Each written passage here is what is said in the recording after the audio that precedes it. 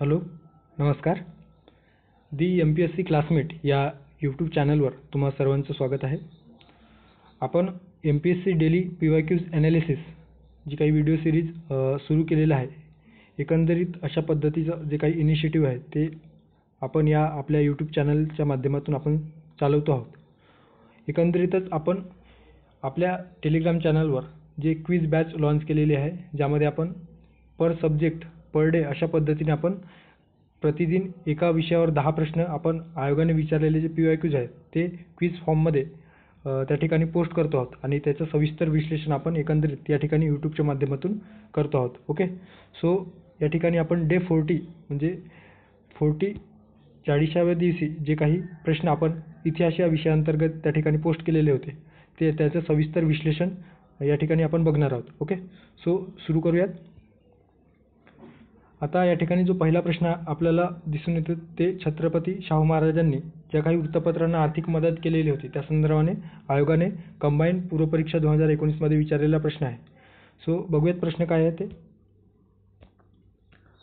आता यात आपल्याला दिलेलं आहे की छत्रपती शाहू महाराजांनी खालीलपैकी कोणत्या वृत्तपत्रांना आर्थिक मदत केली होती असा एकंदरीत प्रश्न आहे.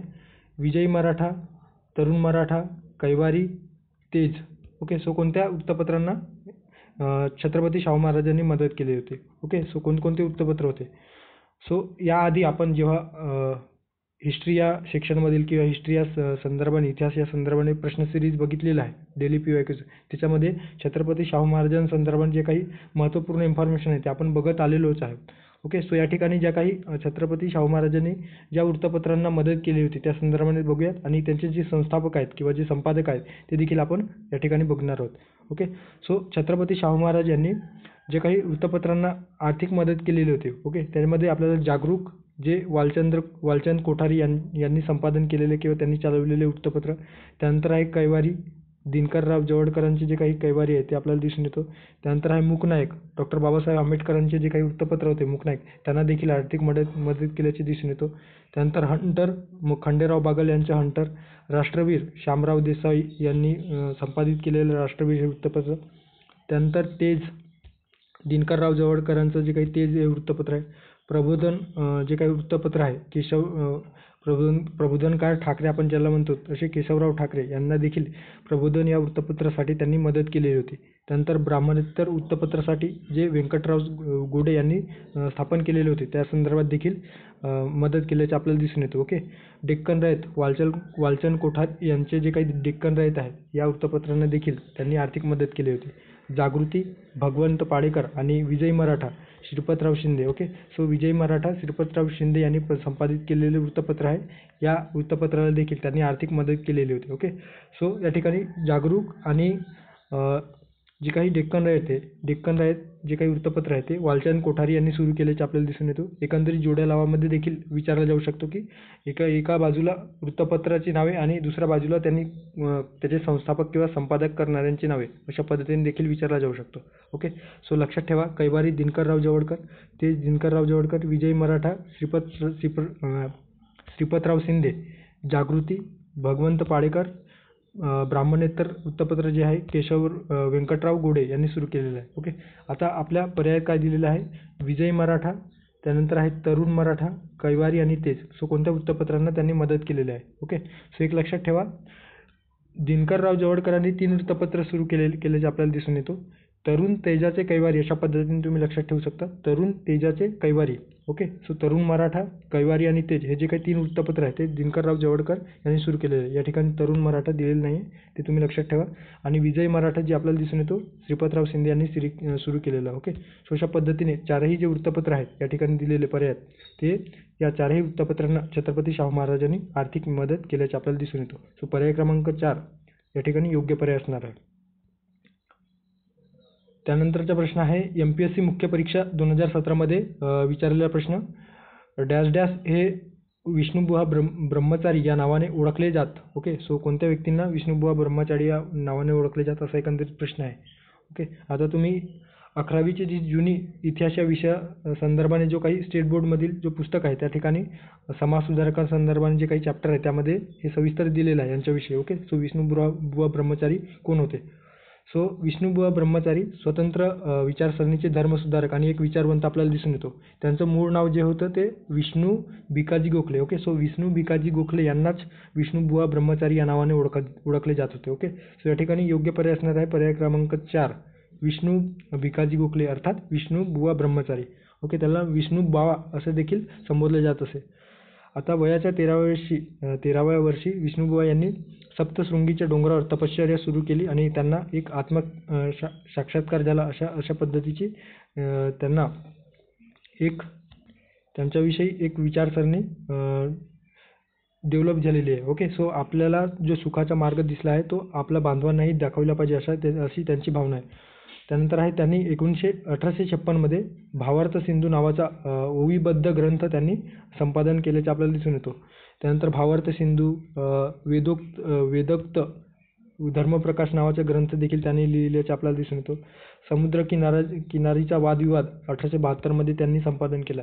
जे काही ब्रिटिशांनी आपल्या भारतामध्ये जो ख्रिस्ती धर्म उपदेशक होते, सो त्यांना ख्रिस्ती धर्माविषयी प्रचार प्रसार करण्यासाठी जे मिशनरी आलेले होते, तर त्यांना प्रतिवाद किंवा त्यांना प्रतिउत्तर देण्यासाठी त्यांचं जे काही ते ज्या पद्धतीने आपल्या हिंदू धर्माविषयी जे काही गुण आणि दोष दाखवत होते, तर त्यांना प्रतिउत्तर देण्यासाठी या समुद्रकिनारीचा वादविवाद हा ग्रंथ त्यांनी लिहिल्याचा आपल्याला दिसून येतो. ओके, सो हे देखील लक्षात ठेवा, यावर देखील आयोगाने प्रश्न विचारलेला आहे. त्यानंतर त्यांनी चतुश्लोकी श्रीमद भागवताचं देखील मराठीत भाषांतर केलेलं आहे. नंतर सहस्थितीचा निबंध, वेदोक्त धर्माचा विचार व ख्रिस्तीमस्त खंडन, अशा पद्धतीने ख्रिस्ती धर्माचा खंडन आणि वेदोक्त धर्माचा त्यांनी पुरस्कार केल्याचे आपल्याला दिसून येतो. सेतुबंधनी टीका हे देखील त्यांनी लिहिलेलं आहे. ओके, आणि अज्ञानातून ज्ञानाकडे नेणारा सेतू, अशा पद्धतीने स्टेटमेंट या सेतुबंधनी टीका या ग्रंथात आपल्याला दिसून येतो. ओके, एकंदरीत सेतुबंधनी टीका ही श्रीमद भागवद्गीतेवरील टीका होय, अशा पद्धतीने त्या सेतुबंधनी टीकेकडे बघितलं जातो आहे. ओके, सो या प्रश्नाचे योग्य पर्याय असणार आहे पर्याय क्रमांक 4, विष्णू भिकाजी गोखले. ओके, विष्णुबुवा ब्रह्मचारी. त्यानंतरचा प्रश्न आहे, इसवी सन 1940 मध्ये कोणाच्या अध्यक्षतेखाली संयुक्त महाराष्ट्र सभेची स्थापना झाली, असा एकंदरीत प्रश्न आहे. राज्यसेवा मुख्य परीक्षा 2022 मध्ये विचारलेला प्रश्न दिसून येतो. ग. माडखोलकर, त्यानंतर आहे रामराव देशमुख, त्यानंतर शिवराम विष्णू मोडक, दिगंबरराव बिंदू. ओके, सो जे काही संयुक्त महाराष्ट्र चळवळी आहे, त्या संयुक्त महाराष्ट्र चळवळी संदर्भाने ज्या वेगवेगळ्या संस्था स्थापन झालेल्या होत्या किंवा एक सभा स्थापन झालेली होती, ज्यामध्ये महाराष्ट्र एकीकरण परिषद, संयुक्त महाराष्ट्र सभा, त्यानंतर आहे वेगवेगळे जे काही अधिवेशन झालेले होते, त्या संदर्भाने आपल्याला माहिती असणे गरजेचं आहे, कारण यावर आयोग सातत्याने प्रश्न विचारतो. इव्हन आता कंबाईन पूर्व परीक्षेत देखील यावर प्रश्न विचारायला सुरुवात केलेली आहे. ओके, सो रामराव देशमुख हे या ठिकाणी तुम्ही बघू शकता 1940 साली रामराव देशमुख यांच्या अध्यक्षतेखाली मुंबई येथे संयुक्त महाराष्ट्र सभा स्थापन करण्यात आली आणि पुढच्या वर्षी म्हणजे 1941 मध्ये डॉक्टर T.J. केदार यांच्या अध्यक्षतेखाली महाराष्ट्र एकीकरण परिषद भरवण्यात आलेली होती. ओके, सो जी काही महाराष्ट्र एकीकरण परिषद भरवण्यात आले होते, ज्यामध्ये संयुक्त महाराष्ट्र चळवळीशी जे काही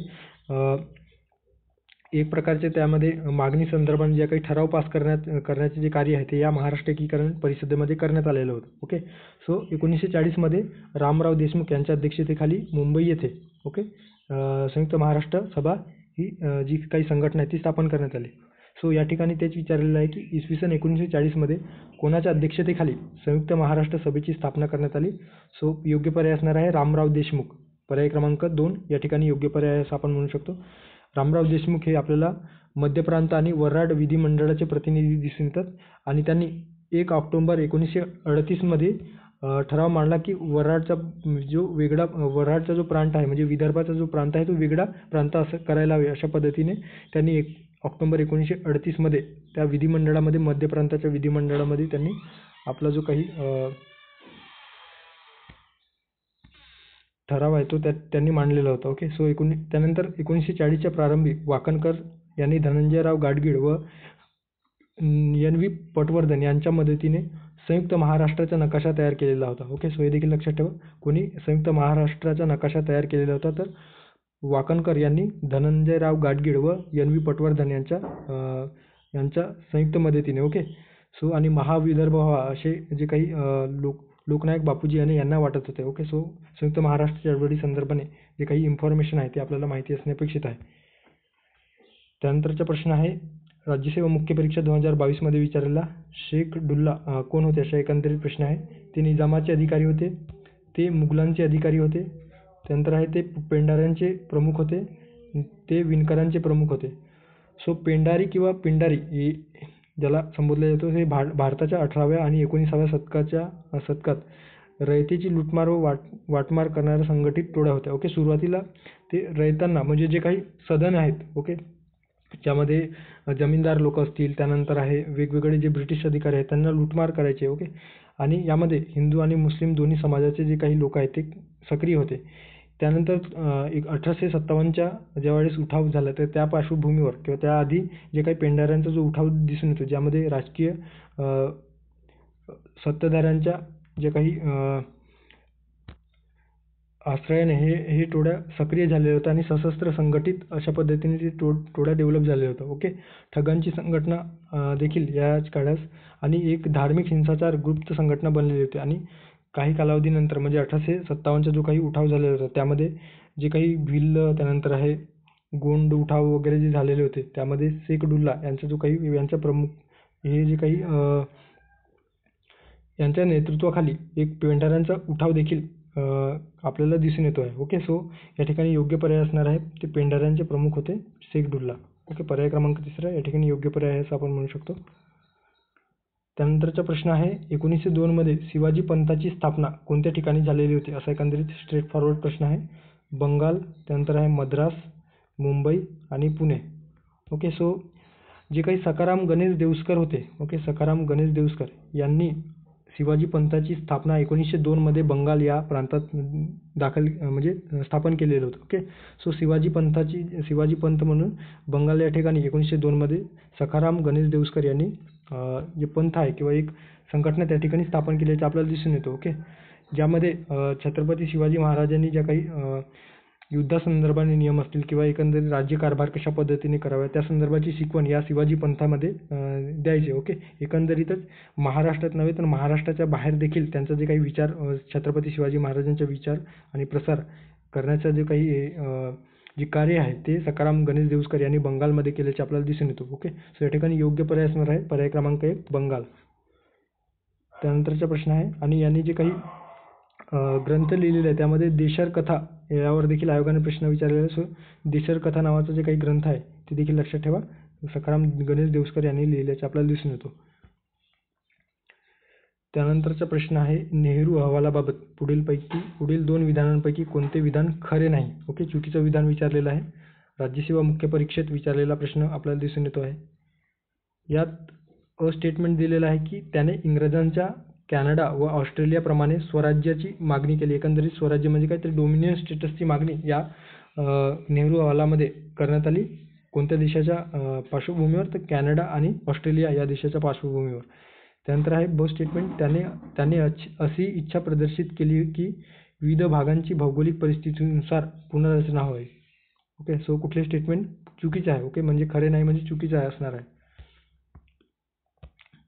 बघूयात आता जे काही नेहरू अहवाल आहे ते नेहरू अहवाल आपल्याला काय दिसून येतं तर भारतात जे काही सायमन कमिशन आहे तर सायमन कमिशन नेमण्यात आलेले होते आणि या सायमन कमिशनवर बहिष्कार टाकला गेला. ओके, भारतीय जे इंडियन नॅशनल काँग्रेस आहे किंवा वेगवेगळे जे मुस्लिम लीग असतील किंवा वेगवेगळे हिंदू महासभा त्या माध्यमातून कारण जे काही सायमन कमिशन आहे त्या सायमन कमिशनवर कुठल्याही भारतीयांचा समावेश नव्हता आणि अशा वेळेस भारतीयांचे जे काही एकंदरीत घटनात्मक जो काही अधिकार आहे तो घटनात्मक अधिकार सुनिश्चित करण्यासाठी ते इंग्लंडवरून ते सायमन कमिशन पाठवले गेलेले होते.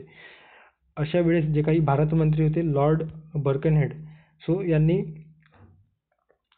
त्या जे काही सायमन कमिशन आहे ते सायमन कमिशनचे त्यांनी समर्थन केले आणि भारतीय नेत्यांना त्यांनी आव्हान दिले की भारतीय राजकीय संघटनांनी एकत्र येऊन भारताची भावी घटना कशा पद्धतीने असावी याविषयी एकमताने मसुदा तयार करून सरकारकडे द्यावा आणि तो सरकार त्या ब्रिटिश पार्लमेंटकडे पाठवेल अशा पद्धतीचे चॅलेंज त्यांनी उपस्थित केला की भारतीय जे काही नेते आहेत त्यांना भारतातील जे काही इंडियन नॅशनल काँग्रेस आहे किंवा जे काही वेगवेगळे सदस्य आहेत वेगवेगळी संस्था आहेत त्याद्वारे तुम्ही स्वतःची घटनात्मक किंवा राज्यघटना कशा पद्धतीने तुम्ही तयार करू शकता त्या संदर्भाने मसुदा तयार करावा.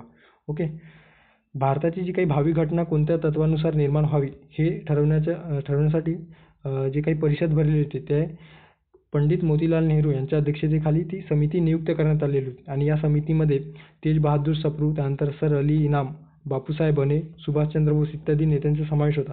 आणि या समितीच्या माध्यमातून 1928 मध्ये मोतीलाल नेहरू यांच्या अध्यक्षतेखालीच जे काही नेहरू परिषद भरलेली होती, सर्वपक्षीय परिषद भरलेली होती, त्यामध्ये नेहरू रिपोर्ट किंवा नेहरू अहवाल तयार करण्यात आला. ओके. आणि या अहवालामध्ये ज्या काही महत्त्वाच्या तरतुदी होत्या त्यामध्ये आपल्याला भारतीय राज्यघटनेसाठी कॅनडा व ऑस्ट्रेलियाच्या पार्श्वभूमीवर नवीन अधिराज्याचा दर्जा म्हणजे नवीन स्वराज्य, थोडक्यात डोमिनियन स्टेटसची मागणी या ठिकाणी करण्यात आलेली होती. ओके. आणि संघराज्यात्मक शासन व्यवस्थेचे आवाहन करणारे निवेदन देखील करण्यात आलेले होते. ओके. त्यानंतर आहे डोमिनियन स्टेटसची मागणी करण्यात आलेली होती आणि एकंदरीतच भाषाही प्रांत म्हणजे भाषेनुसार प्रांताची एक रचना व्हावी अशा पद्धतीने या ठिकाणी मागणी करण्यात आल्याचे आपल्याला दिसून येतो. ओके. ज्या ठिकाणी दिलेले आहे की त्यांनी अशी इच्छा प्रदर्शित केली की विविध भागांची भौगोलिक परिस्थितीनुसार रचना व्हावी. सो हे भाषाही प्रांत रचना म्हणजे वेगवेगळ्या भाषा बोलल्या जातात त्यानुसार त्या प्रांतांना अधिकार देण्यात यावा अशा पद्धतीने शिफारस या नेहरू रिपोर्टमध्ये करण्यात आलेले होते. त्यानंतर आहे जे काही मूलभूत अधिकार आहेत त्या मूलभूत अधिकारांमध्ये वेगवेगळ्या 19 प्रकारचे मूलभूत अधिकार त्यामध्ये नमूद करण्यात आलेले होते, ज्यामध्ये महिलांच्या अधिकारांसंदर्भात त्या ठिकाणी उल्लेख करण्यात आलेला होता. ओके. सो अशा पद्धतीने या ठिकाणी नेहरू रिपोर्ट संदर्भाने आपल्याला दिसून येतो. सो जे स्टेटमेंट आहे की त्यांनी इंग्रजांच्या कॅनडा व ऑस्ट्रेलियाप्रमाणे स्वराज्याची मागणी केली, बरोबर आहे. मात्र विविध भागांची जी काही रचना आहे ती भौगोलिक परिस्थितीनुसार, नैसर्गिक भौगोलिक परिस्थितीनुसार करण्यात यावी किंवा पुनर्रचना व्हावी अशी जी शिफारस आहे ही जी काही शिफारस आहे ती त्यांनी केलेली नसून त्याऐवजी भाषाही प्रांतरचना अशा पद्धतीने त्यांनी केलेली होती. ओके. सो चुकीचं विचारलेलं आहे, त्यामुळे पर्याय क्रमांक ब या ठिकाणी चुकीचं आपल्याला दिसून येतो आहे. ओके. त्यानंतरचा प्रश्न आहे 1905 मध्ये यंग थेइस्ट युनियन नावाची जी काही संस्था आहे किंवा जी काही संघटना आहे ते कोणी स्थापन केलेली आहे. ओके. राज्यसेवा मुख्य परीक्षा 2017 मध्ये विचारलेला प्रश्न. राघू भांडारकर, त्यानंतर आहे म गो रानडे, महादेव गोविंद रानडे, त्यानंतर आहे विठ्ठल रामजी शिंदे आणि ग भा म्हस्के. सो कोणत्या व्यक्तींनी, कोणत्या समाजसुधारकांनी यंग थेइस्ट युनियन नावाची संस्था स्थापन केलेली आहे? ओके. सो हे आपल्याला महर्षी विठ्ठल रामजी शिंदे दिसून येतात. त्यांनी 1905 मध्ये यंग थेइस्ट युनियन नावाची संस्था स्थापन केल्याचे आपल्याला दिसून येतो आहे. ओके. सो या ठिकाणी पर्याय क्रमांक 3 योग्य पर्याय असणार आहे. आता महर्षी विठ्ठलरामजी शिंदे संदर्भाने जे काही बेसिक इन्फॉर्मेशन आहे, जे आयोग आपल्याला ज्यावर प्रश्न विचारलेला आहे किंवा विचारतो आहे त्या अनुषंगाने ती माहिती आपल्याला बघणे गरजेचं आहे. ओके. सो त्यांचा जन्म एकंदरीत कर्नाटकमधील जमखिंडी संस्थानात झाल्याचे आपल्याला दिसून येतो. त्यांना श्रीमंत सयाजीराव गायकवाड यांच्याकडून जी काही शिष्यवृत्ती आहे त्या शिष्यवृत्ती त्यांनी मिळवून आपले जे काही शिक्षण आहे ते शिक्षण पूर्ण केल्याचे आपल्याला दिसून येतं. ओके. त्यांना अमेरिकन युनियन असोसिएशनची देखील शिष्यवृत्ती मिळालेली होती. एकंदरीतच 1898 मध्ये त्यांनी प्रार्थना समाजाची दीक्षा घेतली. ओके. आणि त्यानंतर काही काळानंतर ब्राह्मण समाजाची देखील त्यांनी दीक्षा घेतल्याचे आपल्याला दिसून येतो. ओके. 1903 मध्ये अम्स्टरडॅम येथे जे काही धर्म परिषद भरलेली होती त्या धर्म परिषद त्यांनी हिंदुस्थानातील उदार धर्म या विषयावर निबंध त्यांनी सादर केलेला होता. एकंदरीत निबंध त्यांनी त्या ठिकाणी अम्स्टरडॅम या ठिकाणी सादर केलेला होता. ओके. त्यानंतर प्रार्थना समाजातील जे काही प्रार्थना समाज त्यांनी 1910 मध्ये सोडले. त्यानंतर ते ब्राह्मो समाजाकडे आकृष्ट झाले. ओके. आणि 1923 मध्ये ब्राह्मो समाजाचे ते आचार्य म्हणून कार्य केल्याचे आपल्याला दिसून येतो. ओके. 1903 मध्ये इंग्लंडहून परतल्यानंतर त्यांनी मुंबईत यंग थेइस्ट युनियनची स्थापना केली. ॲक्च्युलीमध्ये 1905 मध्ये ही यंग थेइस्ट युनियन जी संघटना आहे ती मुंबईत स्थापन केल्याचे आपल्याला दिसून येतो. ओके. सो या संघटनेच्या माध्यमातून मूर्तीपूजा आणि जाती द्वेषावर कधीही विश्वास ठेवणार नाही अशी शपथ या संघटनेच्या माध्यमातून दिल्या जात असे. ओके. त्या सदस्यांना न्यायमूर्ती नारायण चंदावरकर यांच्या अध्यक्षतेखाली डिप्रेस्ड क्लासेस मिशन ची स्थापना त्यांनी केल्याचे आपल्याला दिसून येतो आणि ते स्वतः या संघटनेमध्ये किंवा या संस्थेचे सेक्रेटरी म्हणून कार्य केल्याचे आपल्याला दिसून येतो. 16 ऑक्टोबर 1906 रोजी या डिप्रेस्ड क्लासेस मिशनची स्थापना त्यांनी केलेली होती. ओके. अहिल्याश्रम नावाची जी काही इमारत आहे ते देखील त्यांनी बांधल्याचे आपल्याला दिसून येतो. भागवत धर्माचा विकास हे जी काही लेखमाला आहे त्यांनी चालवल्याचे आपल्याला दिसून येत आहे. ओके. सो पर्याय क्रमांक 3 या ठिकाणी योग्य पर्याय असणार आहे. विठ्ठल रामजी शिंदे यांनी यंग थिईस्ट युनियन नावाची संस्था स्थापन केलेली आहे. त्यानंतरचा प्रश्न आहे राज्यसेवा पूर्व परीक्षा 2016 मध्ये विचारलेला प्रश्न. इंडियन ओपिनियन हे वर्तमानपत्र कुठून सुरू करण्यात आले असा एकंदरीत प्रश्न आहे. बंगाल प्रांत, ब्रिटन, दक्षिण Africa, France. Okay. So Indian opinion नावाचे जे काही वृत्तपत्र आहे ते वृत्तपत्र महात्मा गांधीजींनी यांनी सुरू केल्याचे आपल्याला दिसून येतं. ओके. 4 जून 1903 रोजी दक्षिण आफ्रिकेत हे जे काही इंडियन ओपिनियन आहे ते सुरू केल्याचे आपल्याला दिसून येतं आणि पॉम्सिक जे काही भेदभाव आहे त्याविरुद्ध लढण्यासाठी हे जे काही वृत्तपत्र आहे त्यांनी सुरू केल्याचे आपल्याला दिसून येतं. ओके. सो दक्षिण आफ्रिकेत इंडियन ओपिनियन नावाचे जे वृत्तपत्र आहे ते महात्मा गांधी यांनी सुरू केल्याचे आपल्याला दिसून येतो. सो पर्याय क्रमांक 3 या ठिकाणी योग्य पर्याय असणार आहे दक्षिण आफ्रिका. त्यानंतरचा प्रश्न आहे 1858 मध्ये अंदमानला पाठवलेल्या व्यक्ती आणि त्यांची राहण्याची ठिकाणे यांचा जोड्या जुळवा. एकंदरीतच राज्यसेवा मुख्य परीक्षा 2017 मध्ये यात आपल्याला विचारलेलं आहे की अंदमान 1857 नंतर 58 मध्ये ज्यावेळेस 1857चा उठाव झाल्याच्या नंतर जे काही कार्यकर्ते होते, जे काही उठावामध्ये क्रांतिकारक होते तर त्यांना अंदमानात पाठवलेलं होतं. सो त्यांचं ठिकाण ते त्यांचं नाव आणि त्यांचे जे राहण्याचे ठिकाण आहे ते या ठिकाणी जोड्या लावा स्वरूपात दिलेलं आहे. ओके. सो अन्नूनथ्थू, त्यानंतर आहे बबन जुमाल खान, यदू बागल, पांडू भोरजी. ओके. आणि हे जे प्रश्न आहे ते आपल्याला 2021 मध्ये 21च्या पूर्व परीक्षेत त्यानंतर 2022च्या मुख्य परीक्षेत देखील प्रश्न विचारल्याचे दिसून येतो आहे. ओके. सो हे देखील लक्षात ठेवा. हे जे प्रश्न आहे ते 3-4 वेळा आतापर्यंत रिपीट झाल्याचे आपल्याला दिसून येतो. ओके. सो ते बाय हार्ट लक्षात ठेवा. कोणी कोणत्या ठिकाणाचे आणि त्यांनी नाव काय आणि त्यांचे राहण्याचं जे ठिकाण आहे ते. सो अधोरिया नावाचे जे कैदी होते ते आपल्याला कुठे दिसून येतो, खानदेश या भागात दिसून येतो. त्यानंतर पांडू भोरजी नगर या भागामध्ये नगर या अहमदनगरमध्ये त्यांचं निवासस्थान आपल्याला दिसून येतो आहे. त्यानंतर आहे धर्मसुभान पंढरपूर, त्यानंतर आहे धोंडी बिरबल नाशिक, अन्नूनथ्थू आपल्याला मुंबई प्रांतात किंवा मुंबई या शहरातून दिसून येतात. त्यानंतर बबन जुमान खान सातारा, नंतर यदू बागल पंढरपूर. ओके. सो या ठिकाणी आपल्याला पांडू भोरजी संदर्भाने जर माहिती असेल तर नगर. ओके. सो ड ला 2 नंबरचा पर्याय म्हणजे पर्याय क्रमांक 3. त्यानंतर आहे यदू बागल आपल्याला पंढरपूर, त्यांचं एकंदरीत जे काही निवासस्थान आहे ते पंढरपूर. त्यानंतर बबन जुमाल आपल्याला सातारा या ठिकाणांवरून असल्याचे दिसून येतात आणि अन्नूनथ्थू मुंबई. ओके. सो अन्नूनथ्थू मुंबई. सो अ ला 3, ब ला 4, क ला 1 आणि ड ला 2. सो पर्याय क्रमांक 3 या ठिकाणी योग्य पर्याय असणार आहे. ओके. सो हे बाय हार्टच आपण लक्षात ठेवू शकता. त्यानंतरचा प्रश्न आहे एकंदरीत शेवटचा प्रश्न. भारतात ब्रिटिशांनी संपत्तीची जी लूट केली त्याबद्दल ब्रिटिश ईस्ट इंडिया कंपनीच्या संचालकांना भारतात लुटारूंची नियुक्ती करणारे प्राधिकरण असे कोणी म्हटले असा एकंदरीत प्रश्न आहे. ओके. सो एसओ पूर्व परीक्षा 2016 मध्ये विचारलेला प्रश्न आपल्याला दिसून येतो आहे. भारतात लुटारूंची नियुक्ती करणारे प्राधिकरण अशा पद्धतीने कोणत्या व्यक्तीने ब्रिटिश जे काही ईस्ट इंडिया कंपनी होती त्या संचालक मंडळांना म्हटलेलं आहे. दादाभाई नौरोजी, ॲडम स्मिथ, लोकमान्य टिळक की ब्रँड लॉ. सो या ठिकाणी जे काही ॲडम स्मिथ यांनी भारतातील आर्थिक शोषणासंदर्भात ईस्ट इंडिया कंपनीच्या संचालकांना भारतात लुटारूंची नियुक्ती करणारे प्राधिकरण म्हटल्याचे आपल्याला दिसून येतं. ओके.